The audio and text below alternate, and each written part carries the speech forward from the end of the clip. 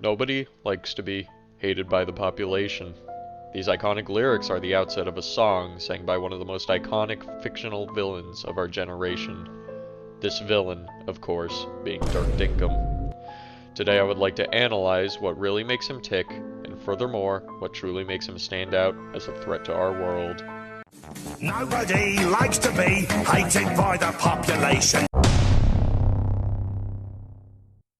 Looking at this through the perspective of one who is unaware of Dinkum's previous war crimes during the Great Emu War of Australia and his subsequent sex trafficking scandal, along with the on-screen antics between him and the iconic character Garfield, these first lyrics paint him in a positive, very relatable light. Nobody wants to be hated by the population. The exquisite simplicity, paired with the universal relatability, immediately establishes that this character is deeper than the average Garfield villain, as previous Garfield villains, such as Normal, are generally very shallow and deserve to be mutilated. I hate Normal.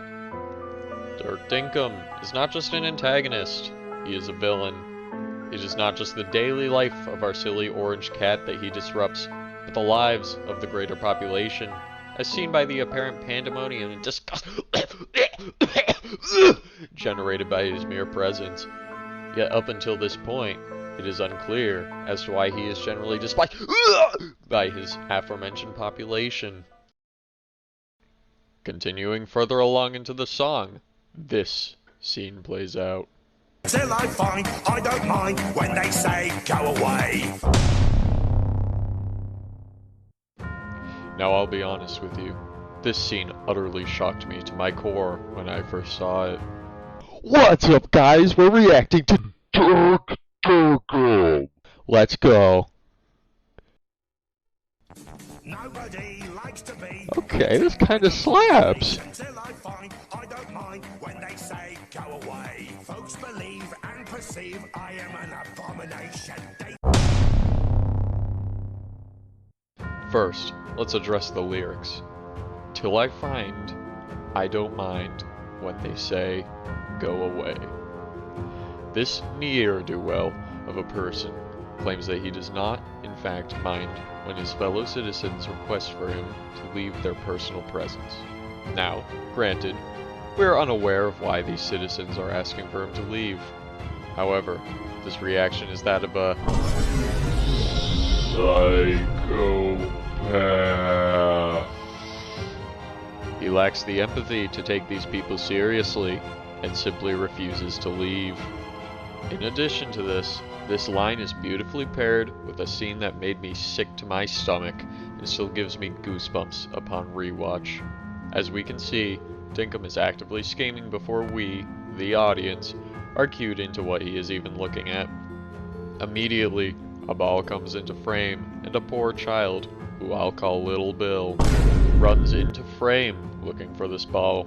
The child clearly has vision problems as he cannot see that Dinkum just robbed him blind.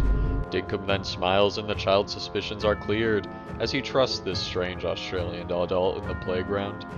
Yet this trust was clearly misplaced, as the moment the child turns around, Dirk Dinkum heils Hitler.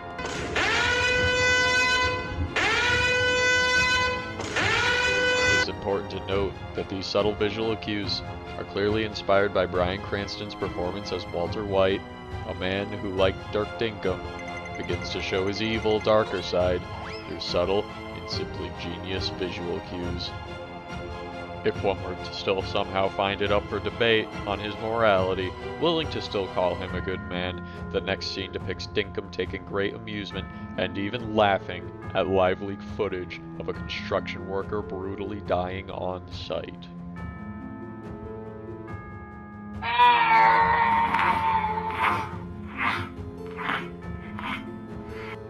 Continuing onward, Dinkum is seen walking through a city block ravaged by chaos, cackling to himself. This makes the viewer subconsciously ask themselves, is Dirk Dinkum powerful enough to have caused this? I am an abomination. He is an abomination. I couldn't tell you if it was a DNA experiment gone wrong, if he was born this way, or if he simply willed things to be the way they are, but Dinkum has clones of himself that, like him, delight in the misery of others. It is commonly believed by the Dinkum fandom, or Dinkites, as they are commonly referred to, that these clones are responsible for the chaos occurring around the city, and the creation of Nermal, who I think deserves to die horribly. A montage of Dinkum's, and presumably his clones' antics are then displayed, showcasing the extent of his pure villainy. He continues to sing about how he cannot be trusted, but there is a slight shift in tone. The lore grows deeper as we are introduced to a child holding a delectable lollipop, with Dinkum showing off his sheer skills and agility behind him. He then strikes a pose and guzzles down the child's pop in one fell slobbering like a throat goat. Generally, the audience would be rooting against him, but it turns out that he is playing the role of an anti-hero in this scene, since this is set further back than one would typically expect in the Garfield timeline. And he really just stole the lollipop of the child Jared Fogle.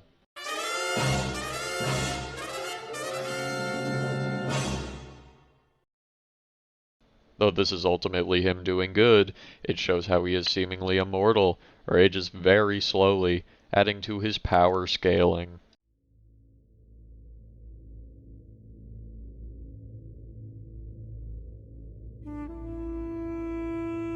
Dinkum is then shown going on a killing spree throughout the town, beginning with a poor elderly man, then a fish, a woman's family who choked on the fish's bones, and even this poor girl's baby sister.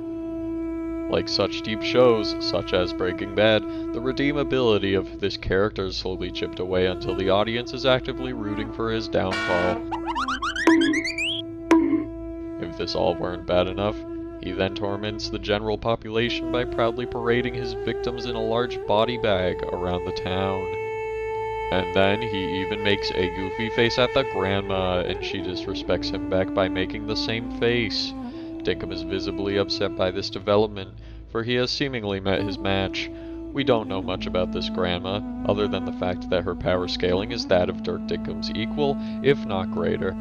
In the Garfield verse, we have only seen this once before, with the legendary Garzuka, who was killed off-screen in 2013 when the actor's vision for the character differed from the direction of the show, causing him to leave. After killing another child, Dinkum uses his immaculate stealth to place banana peels in front of 3 unsuspecting victims. He then simply snaps and forces all 3 to slip on the banana peels and sink, revealing to the audience that he has some sort of mind manipulation. And take a listen to this. My doctor threw me out. Called me somewhat maladjusted. I delight. Not only upon playing the entire scene do you witness the 3 victims running into traffic in fear for their lives, resulting in 2 fatalities and several severe injuries, but Dinkum reveals that his doctor threw him out, calling him maladjusted. This is a reference to another deep character, the Joker, who is a deep character who, despite having the smile, is also pretty dang effed up, if I do say so myself.